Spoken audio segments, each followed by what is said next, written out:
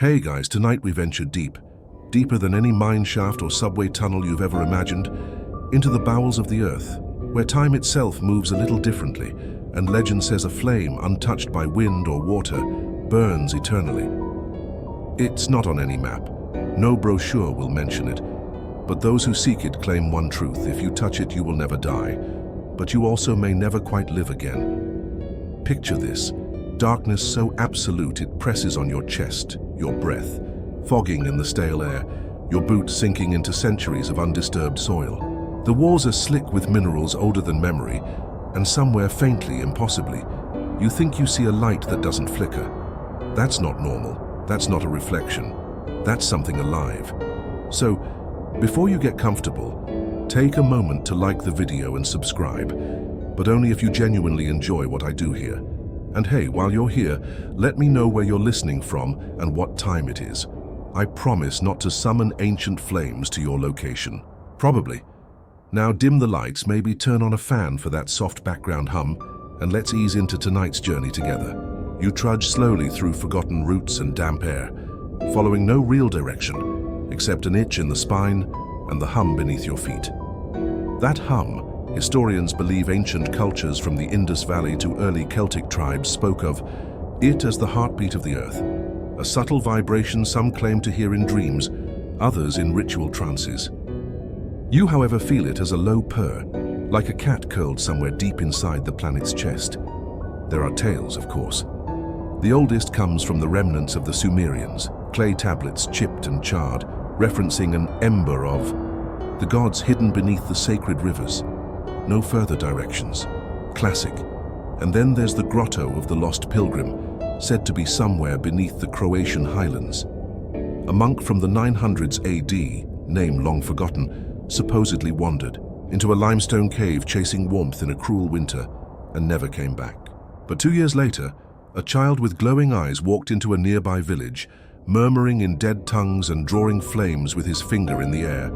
Most thought he was possessed. A few whispered about the flame. You adjust your pace, ears straining. Every step kicks up ancient dust, sweet, musty, and strangely warm. Maybe the air's changing, maybe you're just getting closer. And then you remember the story of the coal seam fire in Pennsylvania that's been burning since 1962. Real story. The ground just opened up, gas hissed out, and flames started licking the sky. Authorities tried to smother it. They failed. Decades later, it's still going. But even that fire has a smell, a sound, a logic. This one doesn't. People who've claimed to see the eternal flame all say the same thing. It's silent, not like a normal fire. It doesn't crackle or roar or spit. It breathes, slowly, steadily, like you do when sleep is close but not quite here. Of course, most historians wave off such stories. Folklore, they say, with the same tone you'd use for someone who insists lettuce helps insomnia. But then again, historians still argue whether the Library of Alexandria contained maps to deepwood channels, alleged tunnels linking spiritual fire zones across continents. One papyrus mentions a portal beneath the Nile that neither smoke nor shadow may touch. So you keep walking, because why not? It's not like there's Wi-Fi down here. And honestly, a little mystery sounds more restful than doom-scrolling past apocalyptic headlines. You reach a chamber. The air changes again. Not warmer exactly, thicker, like velvet in your lungs. Your fingers brush the stone wall, and it pulses faintly under your touch like it recognizes you. And that's when you see it. Not a blaze, not even a torch, just a small, steady point of orange-red light hovering above a rock. It doesn't move. It doesn't dim. It's the kind of flame that's not meant to be lit, it's meant to be found. You take a step forward. You don't remember choosing to. Your hand, equally disobedient, rises. It doesn't burn. Not yet. But you feel something, like your whole life is standing behind you, and something else entirely is waiting ahead. They say if you touch it, you'll never need sleep again. That you'll exist in a kind of waking dream. Endless days. No fatigue, no fading. But here's the catch. With every passing century, your soul forgets what it loved. Your favorite color, your first heartbreak, the taste of summer fruit, laughter, dogs, gone one by one. So you pause, Not because of fear, because of a weird sort of respect. That flame has seen every version of the world and still burns. And now it's staring back at you. Would you touch it? Your hand hovers, trembling slightly. Not from fear, though, let's be honest. Some fear is healthy when you're facing a mythic fire with a hunger for souls, but from awe. The flame doesn't flicker, it waits. And that silence again, an unnatural hush like the air itself is holding its breath. You pull back just a bit, enough to remind yourself you're still you, still in control, still free to walk away. For now. But then something curious happens. A faint scent reaches your nose, not smoke, not sulfur, but cinnamon, no wait, cardamom. It hits you like a memory. A long-forgotten kitchen somewhere in your childhood, warm pastries and safe hands. It's oddly comforting. That's the trick, isn't it? The flame doesn't force, it invites. You step back from the chamber. Boots, crunching over ancient sediment, and feel the path curve behind you, leading you elsewhere. You don't need to touch it. Not yet. The flame is eternal after all, it's not going anywhere. But your story, well, that still has places to go. As you follow the tunnel deeper, the walls start to change. No longer the raw stone of nature, but carved, precisely, lovingly. You run your fingers along the surface and feel grooves, patterns, writing, symbols actually, cuneiform perhaps, or something older, smoother, less rigid. Scholars have argued for decades whether proto-languages existed before known civilizations, scripts written by hands whose bones turned to dust long before the pyramids were even ideas. Some believe these symbols are universal messages left by ancient wanderers who sought the flame but chose instead to warn others. One carving catches your eye, a man stylized and tall standing in front of a fire. But where his eyes should be, there's only emptiness. Not even pits, just smooth, polished stone. Creepy, sure. But you've seen worse on late-night Reddit. Still, you can't help but wonder, how many people made it this far? And how many walked away? You reach what looks like a gathering chamber. Rows of stone benches surround a central altar, all carved from the earth itself, yet arranged with intent. Like a place of worship. But for what god? Here's where things get weird. On the far side of the altar lies an object that doesn't belong. Not stone, not metal, glass. Perfectly round, faintly glowing. You crouch, and inside the orb, a flame dances.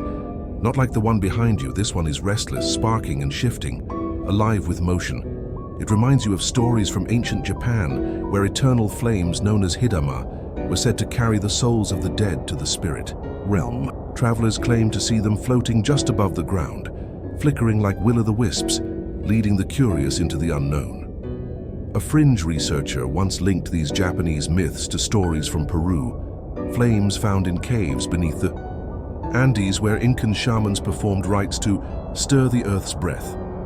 According to one local tale, a girl followed a flame down into the mountains and re-emerged 50 years later, completely unchanged.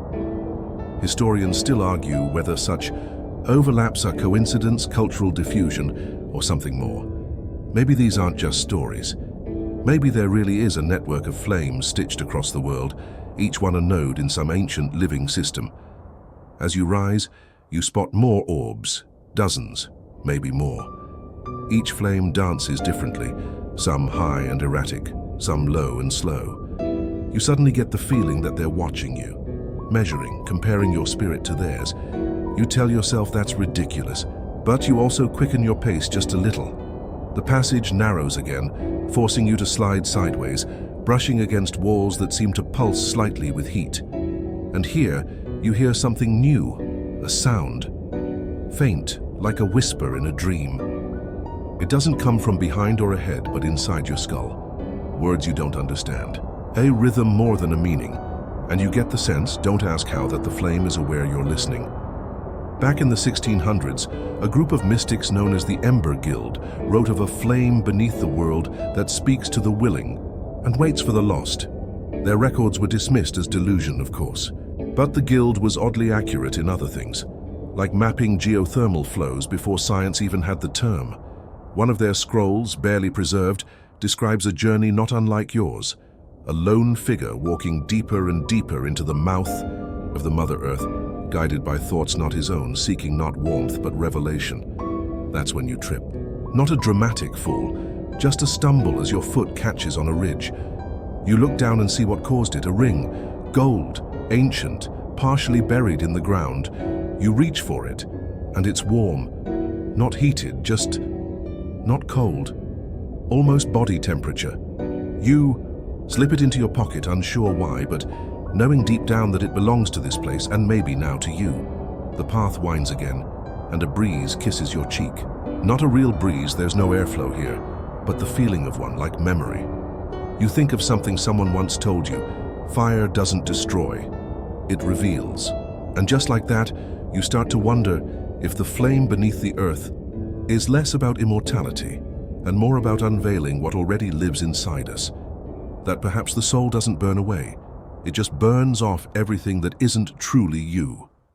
As you round the next bend, a glow illuminates the tunnel. Not orange, not red, blue-white, cold, brilliant, another flame. But this one doesn't feel ancient, it feels new. The blue-white light doesn't flicker.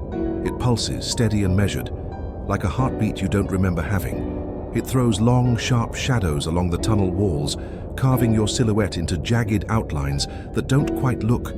Like you step forward, drawn like a moth that should know better. This second flame, if it can be called that, isn't like the others. It hovers in mid-air, suspended in the center of a narrow stone chamber that seems far too symmetrical for something this ancient. The geometry is clean, impossible, and eerily modern, and beneath it, on a plinth as smooth as glass, sits an object that makes your breath catch, a mirror. Small, round, clearly old, and cracked in a perfect spiral. You crouch to look closer. It doesn't reflect your face. It reflects moments. Tiny flashes of memories, only some of which are yours. You see a child reaching out for something glowing, their hands covered in ash. A man screaming soundlessly as his shadow is dragged backwards into the darkness. A woman laughing softly as fire dances along her fingertips. You blink and it's your reflection again, pale, sweating. That's when the realization hits. These flames don't just burn bodies, they burn timelines, possibilities, the what-ifs, and might-have-beens. The eternal flame doesn't promise immortality like the movies. It doesn't keep your body alive forever. It makes you echo through every version of reality where you ever existed. The good ones, the bad ones, the ones where you made different choices, the ones where you didn't walk away. Back in the early 20th century, a physicist named Anna Kroll, largely ignored in her time of course, hypothesized about a quantum resonance core at the planet's center. She believed there was a point beneath all mass, space, and time where the self thinned into every variation of itself across the multiverse. Her peers called it pseudoscience. Her notebooks were burned during the war, but one journal survived hidden inside a copper tube in her garden. She called this place the Chamber of Thinning. Historians still argue whether Kroll ever descended into the earth, or if she only saw it in dreams. But the details she wrote match this chamber too well for comfort, right down to the cracked spiral mirror. You move away, pulse quickened. Whatever this is, it's not done with you.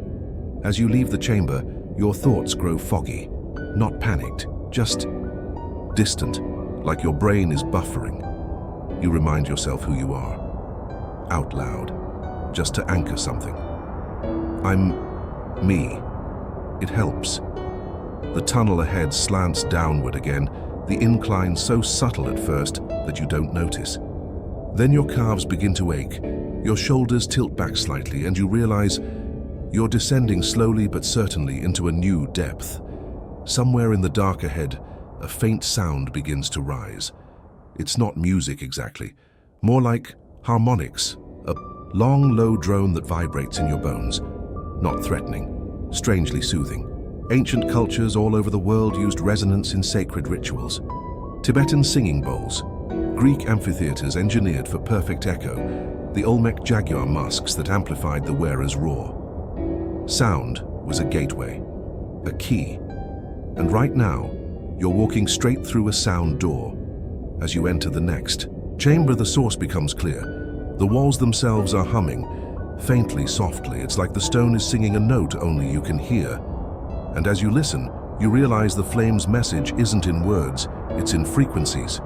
That's why every part of this journey feels different to each person. It's not just where you go, it's how you hear it.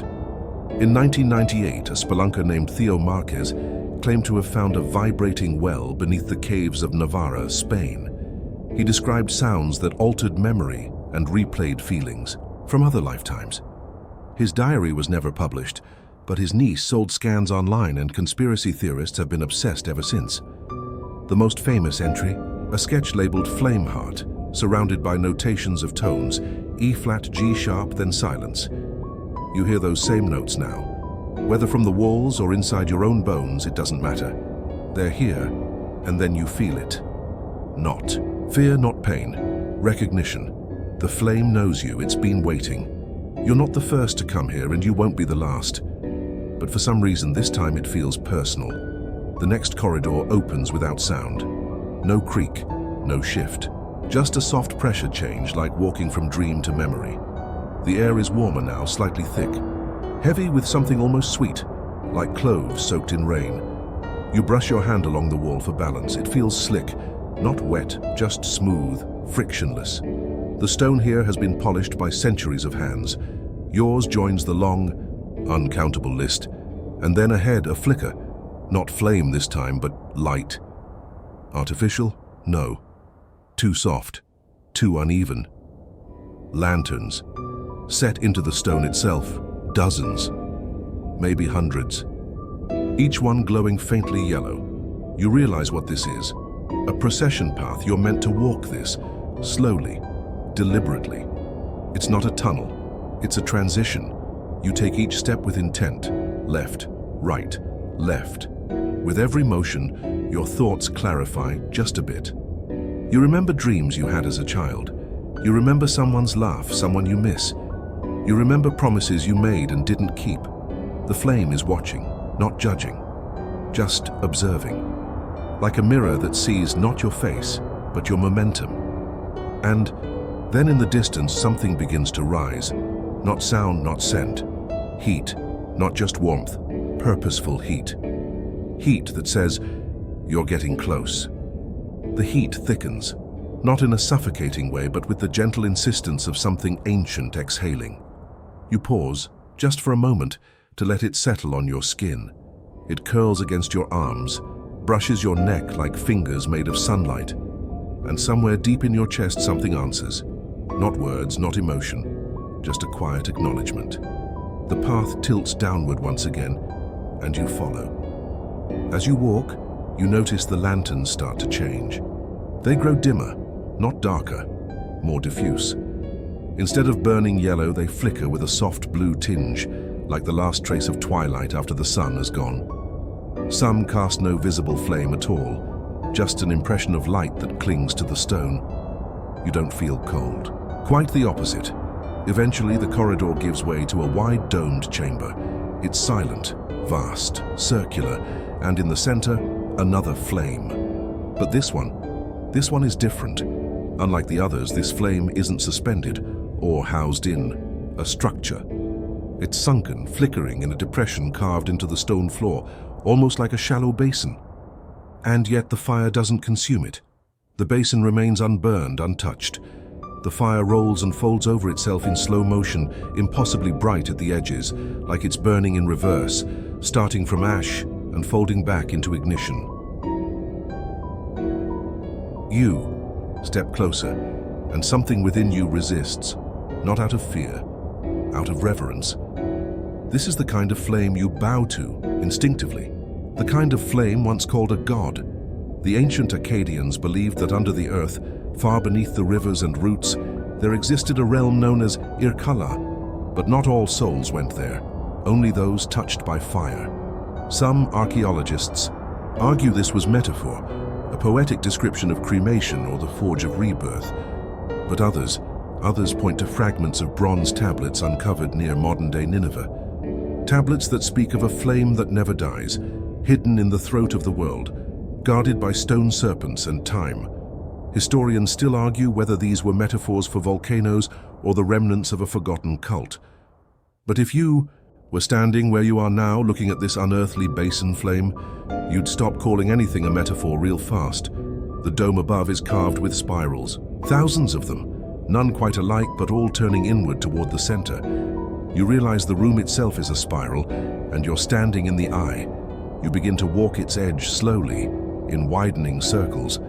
The moment you do, the flame in the center responds. Its shape shifts, stretching upward like it's watching you back. You stop. It settles. You walk again. It follows. Not with menace, but recognition. This is an altar of identity. You understand now why the journey down here messes with your memory. It's not trying to make you forget. It's trying to help you remember. All of you. Every version, every decision, every fork in the road. And right here in this chamber, you feel the weight of them settle on your shoulders like a ceremonial cloak. You close your eyes, and for a moment, you don't just remember, you are every version of yourself, the one who stayed home, the one who left too soon, the one who said yes, the one who whispered no, the one who made it, the one who didn't. It's overwhelming, but also peaceful, like looking into a deep ancient well and seeing not just your reflection, but the shape of all. Your echoes. A tiny laugh escapes your lips. It surprises you, because for the first time since you began this descent, you're not afraid. In fact, you're grounded, maybe even a little smug, like someone who finally solved the riddle everyone else kept walking past. Somewhere in your bones, the phrase arrives.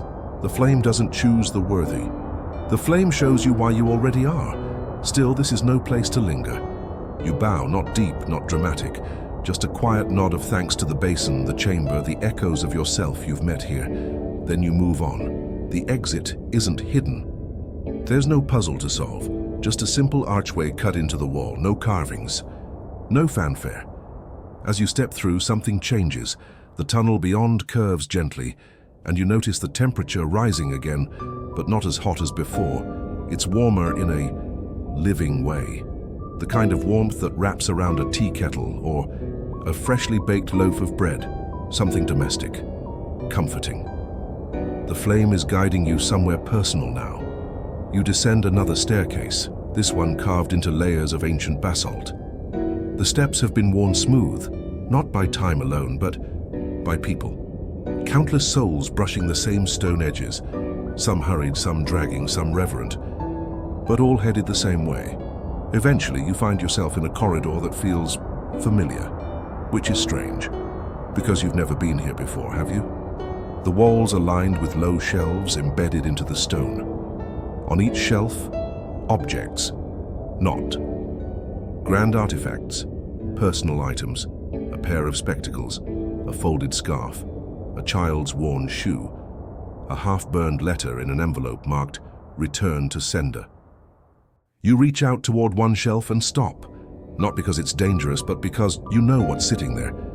Something of yours, you touch it, and in that moment, a wave of memory breaks over you. Not a single event, but an entire version of your life. A fork you forgot you passed, a life you didn't live but almost did. And for just one heartbeat, you feel everything that self felt. Joy, sorrow, hope, regret. Then it's gone, gently, like fog lifting from a field. You're still you, but now you're more whole, more complicated, more real, and still, the flame is waiting. You continue, your fingers still tingling from the object you just touched. You don't look back. You know there are hundreds more shelves behind you, each with an item tied to some other self, some other path. It would be too easy to get lost in them, to stand there forever trying on lives like coats in a thrift store. But the tunnel curves on, and you follow. The corridor narrows now, pressing close. The ceiling dips. The air smells of stone and smoke, laced with the coppery whisper of something older. You duck beneath a slab that seems to have settled mid-collapse and emerge into another chamber, smaller than the last, but somehow more intense.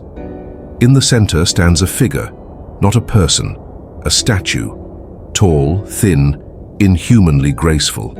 Its surface is volcanic glass, sharp-edged and shining. It doesn't have eyes, just a smooth curve where the face should be, but you feel watched all the same.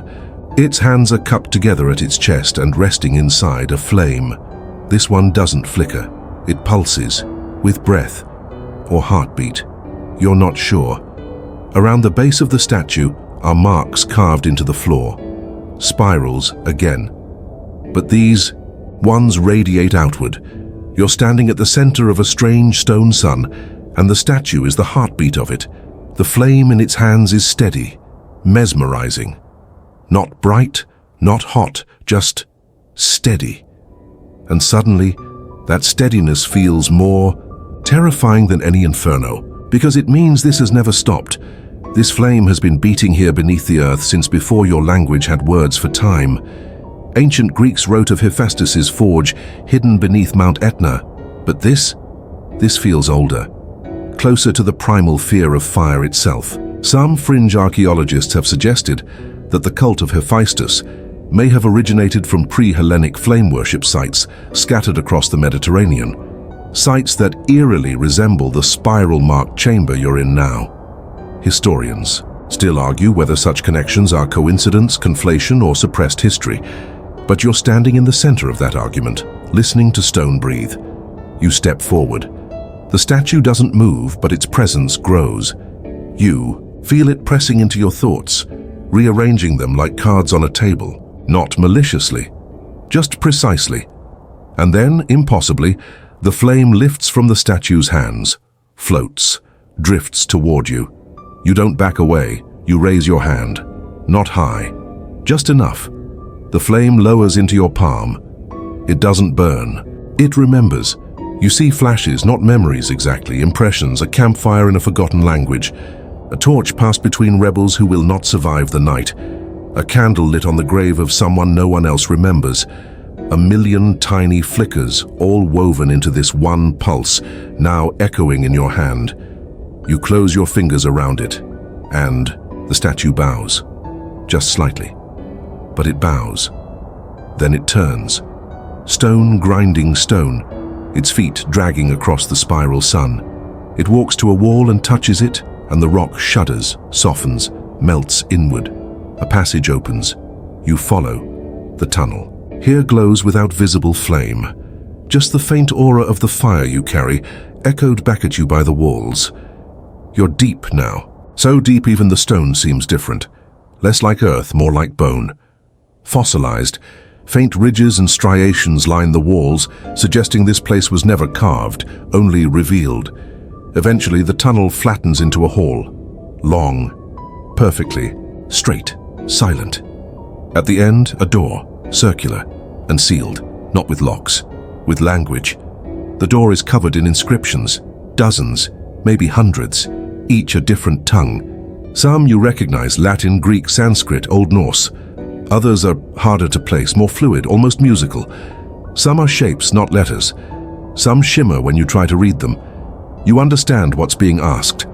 This door only opens when you know what to say, but you don't panic, because the flame in your palm pulses. And you speak, not a word, not a sentence, just a sound. Yours. The door exhales and opens. You're deeper now, miles maybe beneath the surface. The narrow tunnels widen just enough for you to stretch without scraping your elbows, and the air is surprisingly warm. The walls glisten with some strange mineral sheen, like mica, but redder, almost glowing faintly, as if embarrassed to be seen. And then you find it, a chamber larger than any so far, smooth, circular, with no apparent ceiling. Your torchlight disappears into the black above like it's been swallowed. And at the center of this echoing space, there's an altar. Not ornate, but clearly not natural either. Cut from obsidian or something darker still, it's low, wide, and dustless, as if regularly attended. Around its base are burnt marks, as though small fires once lived there and died. You approach, not with reverence, but with the wary curiosity of someone who's seen too many movies about cursed tombs and ancient traps. You half expect a whisper to slither out of the walls. This chamber, you suspect, is a threshold, one last test before reaching the flame. Throughout history, sacred thresholds have shown up everywhere. Think of the Oracle of Delphi, sitting at Her stone tripod over the vaporous chasm, or the fire temples of Zoroastrians, where flames were shielded with such devotion you'd think they were royal infants. Fire, after all, was more than just light or heat. It was divine presence, truth-teller, purifier. The flame didn't just burn, it revealed. And as with every sacred flame, guardianship becomes a theme. Not literal dragons, though wouldn't. That'd be fun. But orders, monastic types who've sworn silence or worse. In one account from the 1700s, disputed of course, a lone German scholar claimed to find the Watchers, an underground sect, who dedicated their entire lives to the fire, never speaking, never aging. He called them ashen men, not because of skin, but temperament. Apparently, they'd long since burned away their own egos in the glow. Historians still argue whether these so-called Watchers were real or symbolic. Maybe the tale was just a metaphor for scholars who devote their lives to truth until they themselves disappear into it. Maybe the scholar was dehydrated and hallucinating on moldy cave air. Hard to say, but even in doubting, we're honoring the story, aren't we? You circle the altar now, not touching, just observing. A few carvings catch your eye, symbols of flame, circles within circles, a depiction of a figure split down the middle, one half skeletal, the other radiant. Very subtle, very ominous. This whole place feels like a riddle, one you're not sure you want to solve. Just then you hear it, a soft sound, almost like breathing, but not yours, not human. It's coming from behind the altar, or beneath it. You crouch, peer below. There's a grate, a narrow vent where warm air hisses upward, and with it, the faintest orange glow. Could it be the edge of the flame?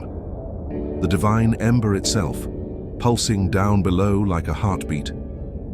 You imagine crawling through that vent. You imagine touching the fire, and you remember the legend. Immortality, yes, but at the cost of yourself. Not all at once, not a blaze, a slow unspooling. The part of you that loves, that remembers, that dreams. That's what the fire feeds. Can't you wonder? If you burned slowly enough, would you even notice? Or would the quiet emptiness feel normal after a while? Comforting even? It's a morbid idea, but also kind of soothing in this weird bedtime way. To just melt into something bigger than yourself. To flicker and not mind. You sit at the edge of the altar, letting the warmth seep into your legs. The glow through the vent pulses steady, like a lullaby made of heat. Maybe it's not about choosing to touch the fire. Maybe it's just about being close to it, seeing it and knowing it's there. Knowing that below your world something ancient still burns. You stay a while, and the chamber doesn't mind. It's been waiting a long time. The warmth lingers on your skin as you rise. Behind you the altar stands unchanged, silent, patient. Ahead another tunnel waits. You step forward not because you must, but because curiosity always wins. That's the human curse, isn't it? Even with warnings carved into stone and legends passed down with trembling voices, we keep going. We always want to know what's next. The path tightens again, forcing you to crouch as you move forward. It feels like crawling through a throat, made of stone. Your fingers graze the walls, still warm. The air smells different here, less of earth and more of incense? No, too smoky. Sulfur, almost. Whatever it is, it carries weight, like something sacred burned here long ago and never fully left. Eventually, the tunnel drops you into a new chamber, narrow and tall like a cathedral turned sideways. And lining the walls are niches, dozens of them, each cradling an object. Most are unlit, but a few glow faintly. You walk closer, drawn to the light. Inside the first niche, a scroll tightly wound and bound with red twine. The parchment is cracked, the ink nearly vanished. You lean in to read, but the language is unfamiliar, maybe ancient Greek or an invented dialect. A scholar's cipher for secrets not meant to be shared. Below it, carved neatly, those who write in fire must read in silence. You move to the next. This one holds a goblet, tarnished silver, its rim singed. Dried residue clings to the inside. A sleeping draught, maybe? A philosopher's poison? Or just someone's idea of a bedtime snack gone dramatically wrong? Hard to say. In another niche, a mask, half blackened wood, half untouched, worn smooth around the eye holes. Whoever wore this either danced in fire or tried to hide from it. These are offerings, you realize. Relics left by others who came searching for the eternal flame. Some were pilgrims, some probably weren't so noble. Treasure hunters, heretics, the desperate and the dying. But all of them left something behind. Historians still argue whether these kinds of underground sanctums really existed, or whether they're just a romanticized version of early mystery cults. The Eleusinian mysteries, for example, were sacred rites performed deep in caves, promising initiates a glimpse of life after death. The details were famously secret, so secret that no one ever dared write them down. Maybe this place is a shadow of that tradition, echoing across continents and centuries. As you pass each niche, you begin to imagine the people behind them. The girl with the scroll, maybe 13, reciting hymns she barely understood. The man with the goblet, old and frail, who thought immortality might mean one more spring. The masked figure pacing alone, unsure whether they were hiding from the fire or walking straight toward it. And then you see it. One niche, deeper than the rest, still glowing. The object inside is a small stone bowl. Inside, coals burn gently, as if they've never gone out. No smoke, no ash, just steady red-orange glow pulsing like a breath. You reach toward it, drawn not by heat but by hush. It radiates silence, not the absence of sound, but that thick, velvety quiet that wraps around you like a blanket in the dead of night. You don't touch it, not really, just hover close. And in that moment, your thoughts slow. Not vanish, just drift.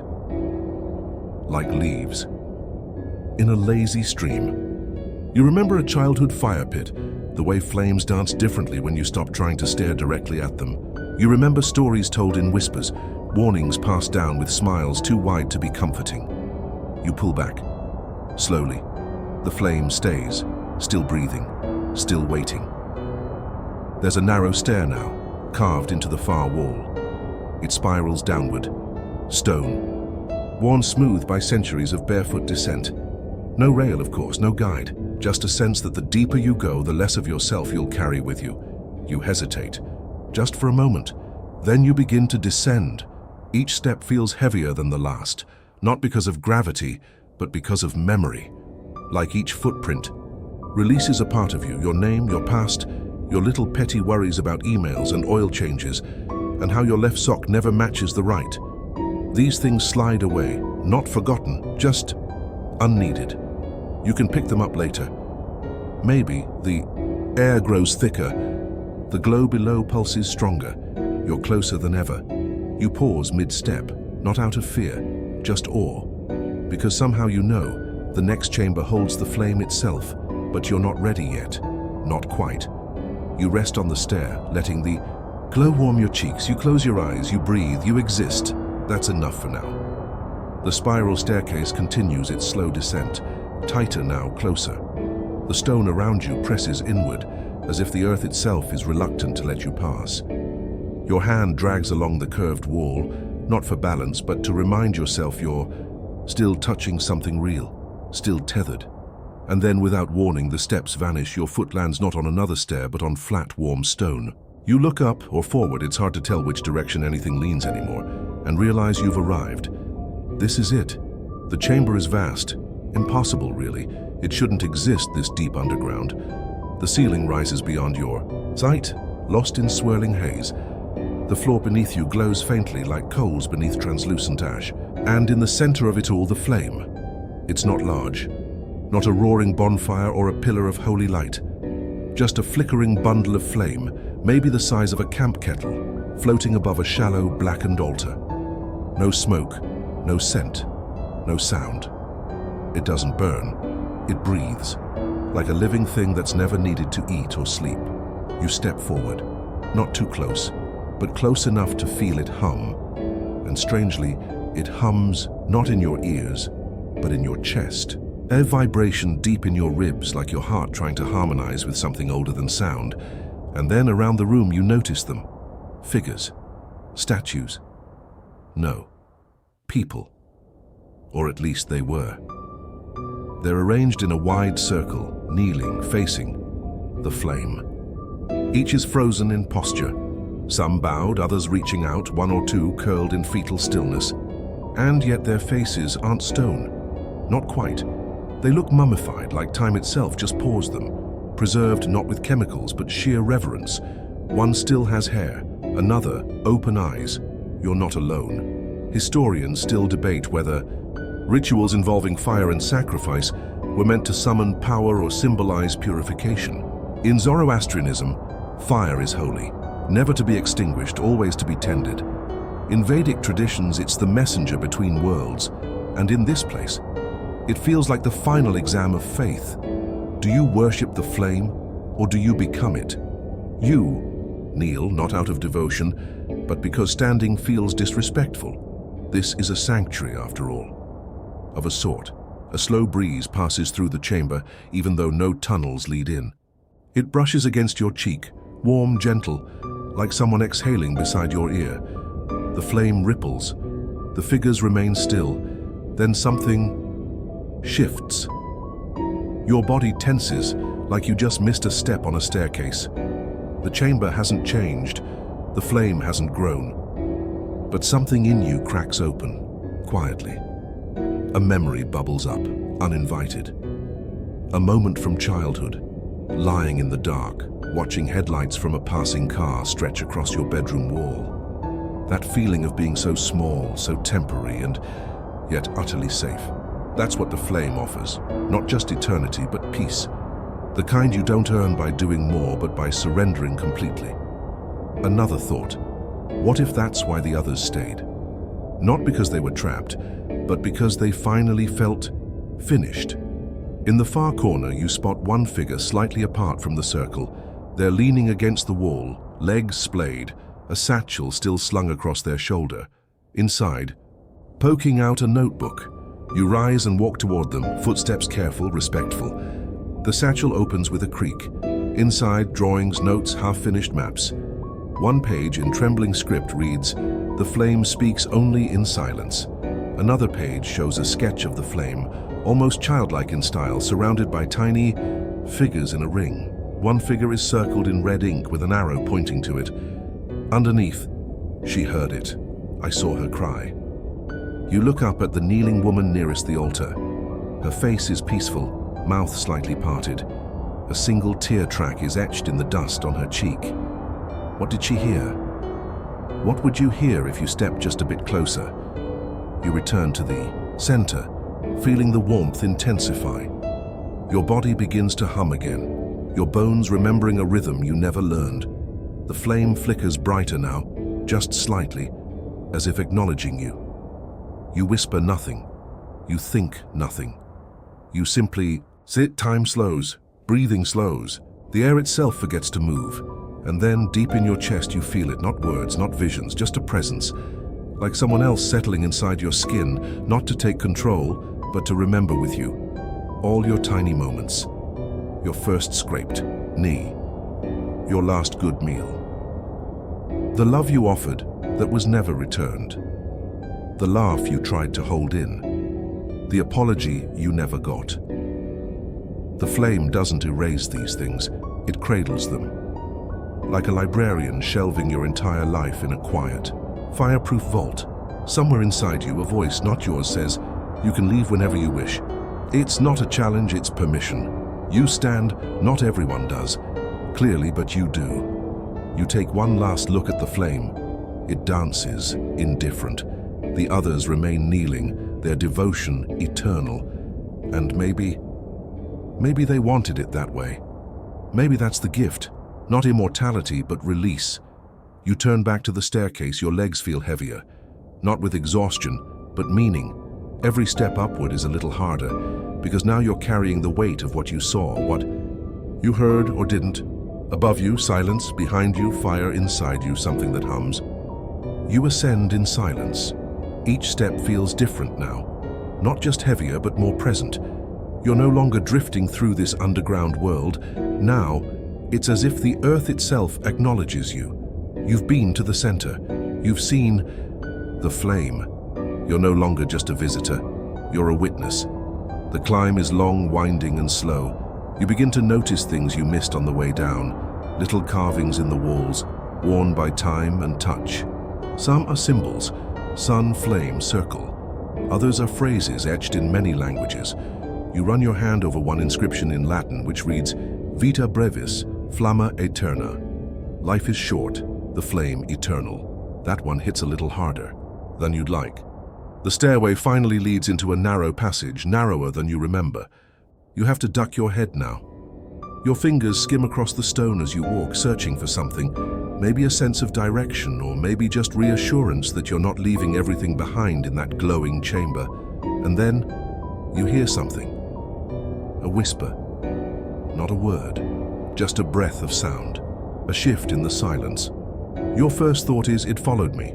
But that's ridiculous, isn't it? The flame doesn't move. It doesn't chase. Still, the silence no longer feels empty. You press forward, and soon you emerge into a new space. This, one more structured, rectangular designed. The walls are lined with alcoves, and within each scrolls. Dozens of them, hundreds. Parchment, bark, even thin sheets of hammered metal. Some are intact, others crumbling. A library, and in the center a table. Not just any table, a stone slab, smooth and clean. Upon it, an open book, leather-bound. Fresh ink, a quill still resting in the inkwell, as though the scribe just stepped away for a quick break. A candle flickers next to it, though there's no wax, only a tiny perpetual flame at the wick's tip. Oddly familiar. You lean over the book. The first few pages are empty. Then words appear, slowly, almost shyly, like ink soaking through from the other side. You read aloud. Those who seek the eternal flame must first extinguish their need for answers. Well, that's annoying, but true. Historians still debate whether ancient sacred texts were inspired by divine experience or simply metaphoric attempts to capture cosmic mystery. This room, though, this collection, it suggests something else, not just religion, not just knowledge, memory, witness. You flip a few pages. The entries vary in language, tone, and style. Some are confessions, others songs. One page reads, simply, I saw her light a candle with her fingertip. Another, I stayed. You left. Both of us chose correctly. You add your own. You don't write much, just a few lines. You feel silly doing it at first, but something about this place demands participation. It feels like a guest book for eternity.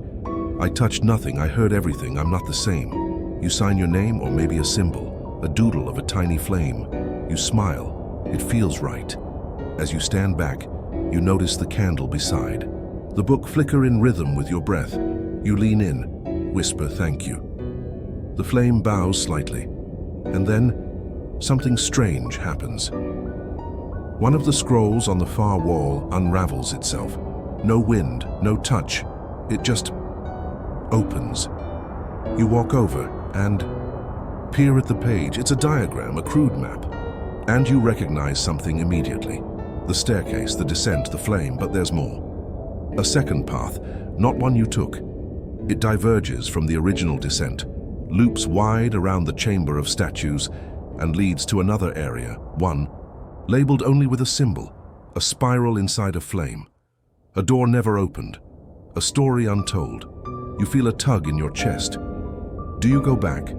Do you follow this second path, or is that the trap? The same impulse that brought the others to their knees. The hunger for everything? You smile again, tired now. Not from walking, but from knowing. You fold the map, slide it into your pocket, not to use, just to remember.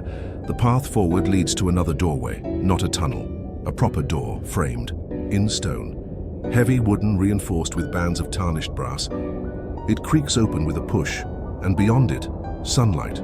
Blinding, gentle, impossibly welcome sunlight. You step through and blink. The world greets you like a long-lost friend.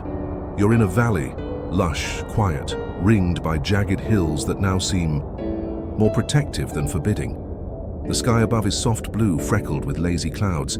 You hear birdsong, wind through leaves. Your boots touch grass, real grass, and the world smells clean. You turn to look behind. The doorway has vanished. The mountain face is blank again, unbroken stone. Maybe it was never really there. Or maybe you just can't see it anymore because you're not meant to. You walk. There's no rush, no destination, just motion. The kind your body remembers before. Your mind catches up, and for the first time in what feels like 1,000 years, you breathe deeply, freely. No soot, no silence, just air. You reach into your pocket and feel the folded map. Still there, still real.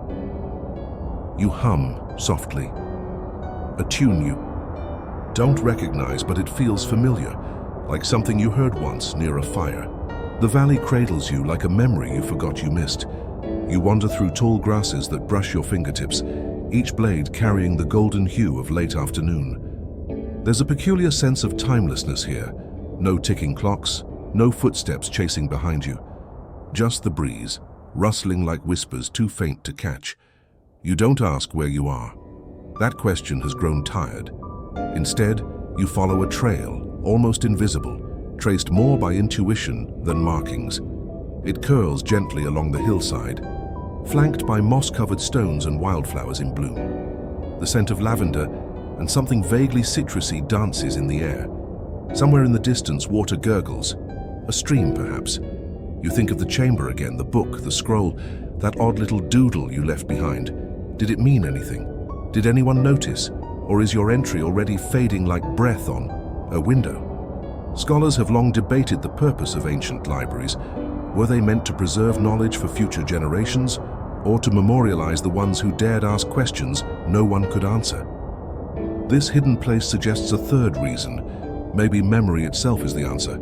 As you crest a small rise, the terrain opens into a circular clearing, and at the center, something strange.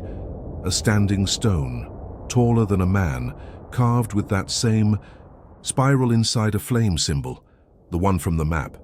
So, maybe you didn't escape completely. Maybe the flame doesn't let you go. It just sends you on errands now. The stone hums, not audibly, not vibrationally. It hums inside your bones, like the echo of something you haven't remembered yet. You walk around it once, twice. You consider touching it, then immediately decide, absolutely not. You learned that lesson the hard way. Instead, you sit. Grass is soft. The wind settles. You stretch your legs and lean back on your elbows, staring up at the sky. The sun is setting now, turning everything that warm honey orange that always feels nostalgic, even when it's new. And then you see them, not people, shapes. Shadows, maybe, along the edges of the trees. They don't move like animals, they don't feel like danger.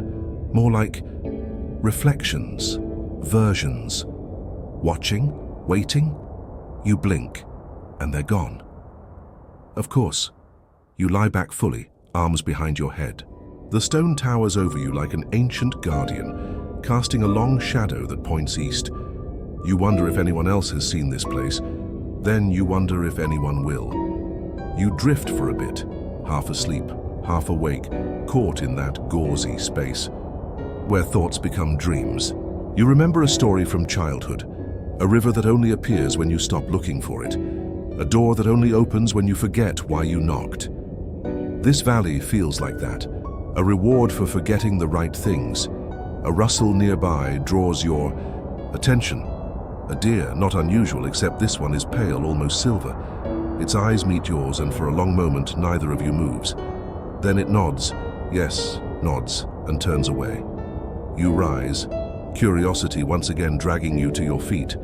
You follow the deer, not hurriedly, just enough to stay within reach.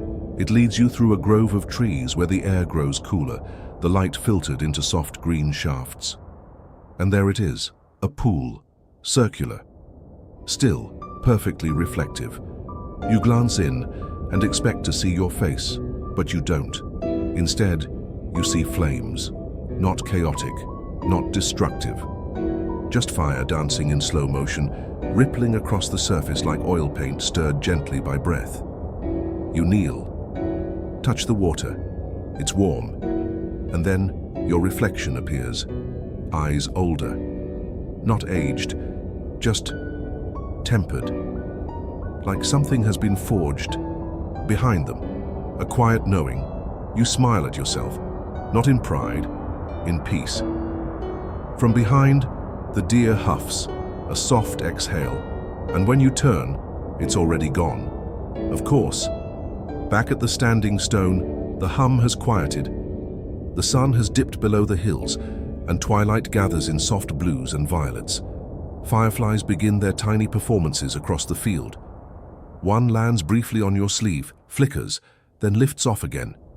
You realize you haven't spoken in hours, maybe longer, and strangely you don't feel the need to. The silence is no longer a void.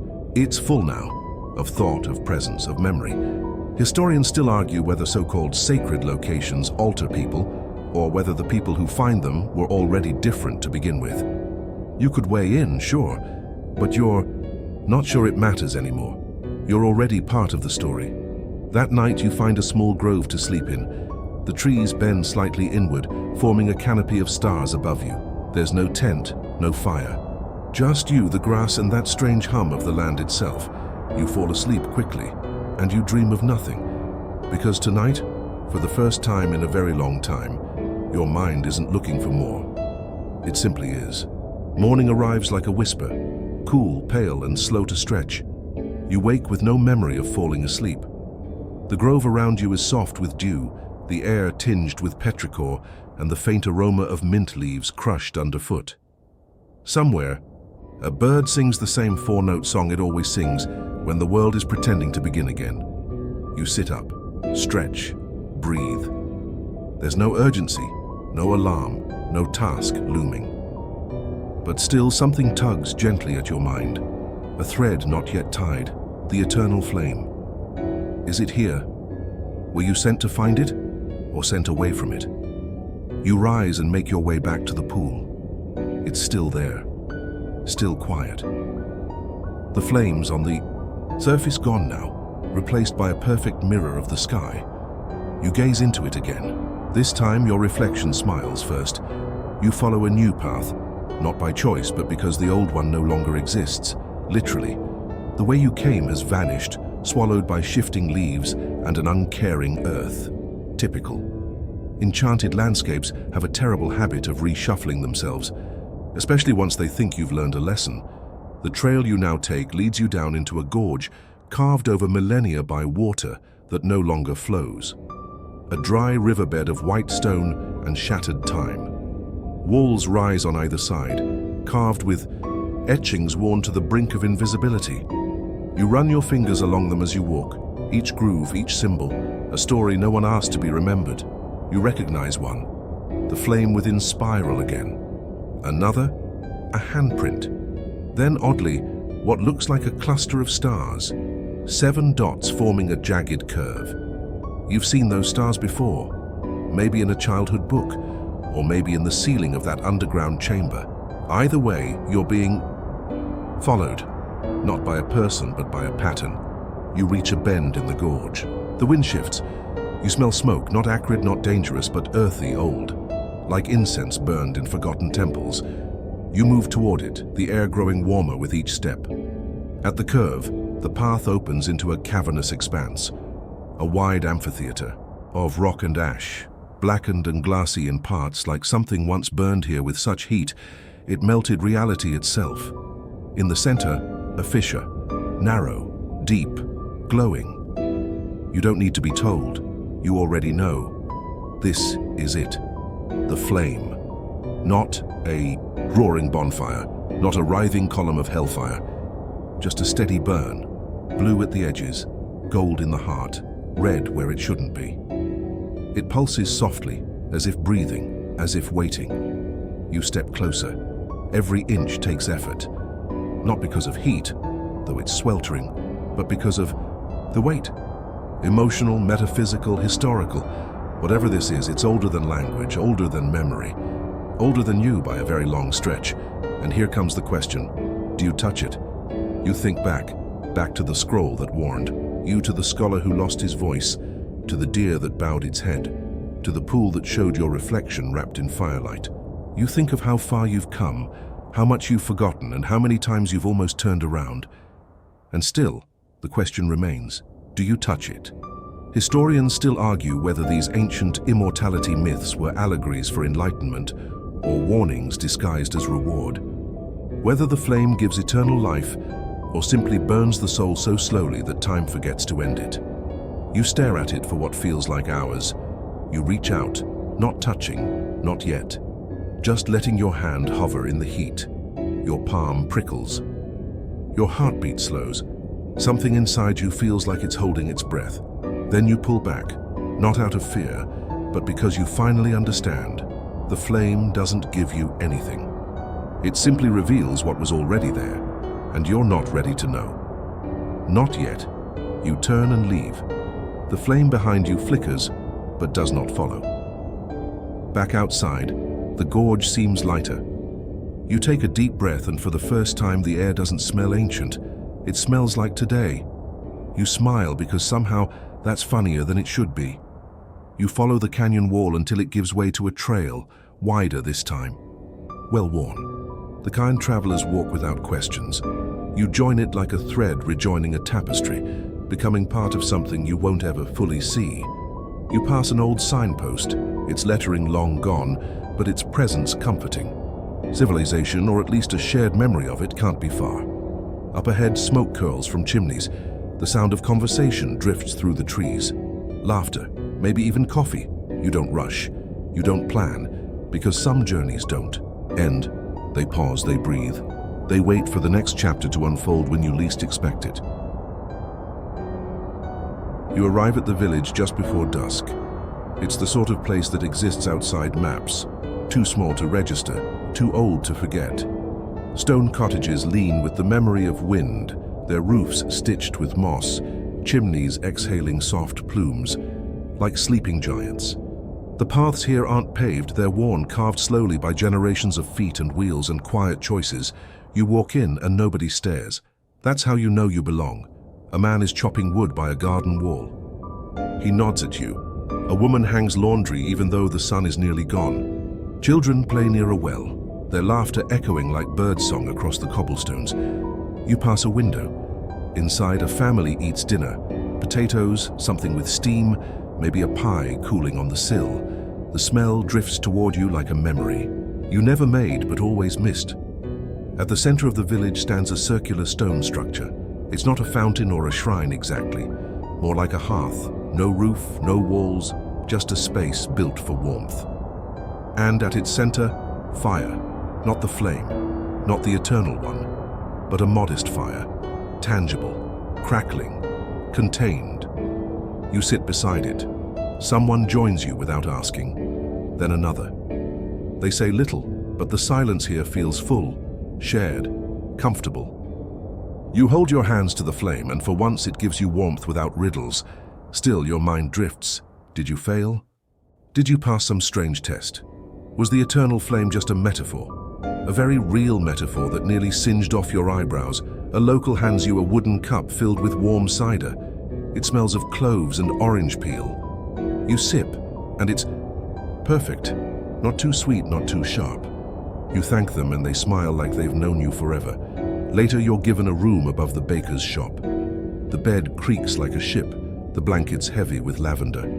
As you lie down, the window lets in a breeze that smells faintly of baked bread and rain on warm stone. You don't sleep right away. Your thoughts circle. You remember the underground spiral, the scarred mural, the cave of illusions. The deer, with human eyes. The dreamlike grove. The flame that waited. The moment your hand nearly crossed into forever. You still don't know what would have happened if you touched it. Maybe you'll go back someday. Maybe you won't.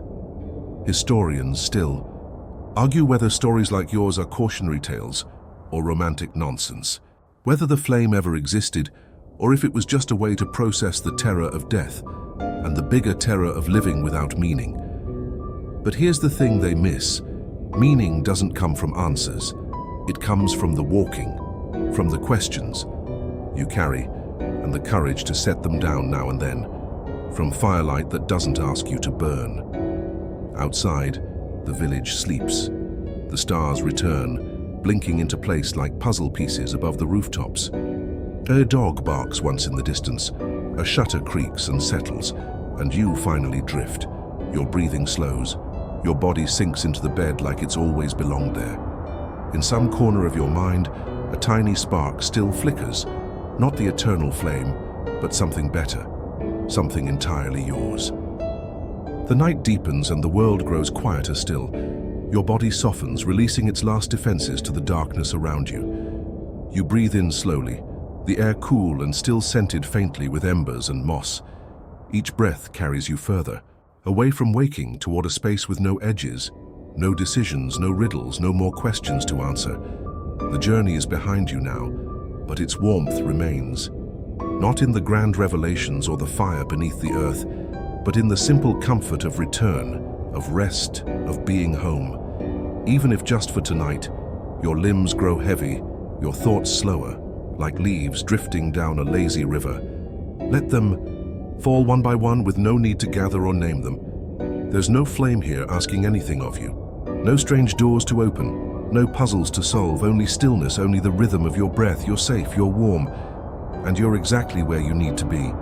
Tomorrow can hold its own mysteries, but tonight belongs to quiet, to sleep to peace, so let go now. Let the dark cradle you, let the silence carry you, and drift gently, softly, into dreams end of script, sweet dreams.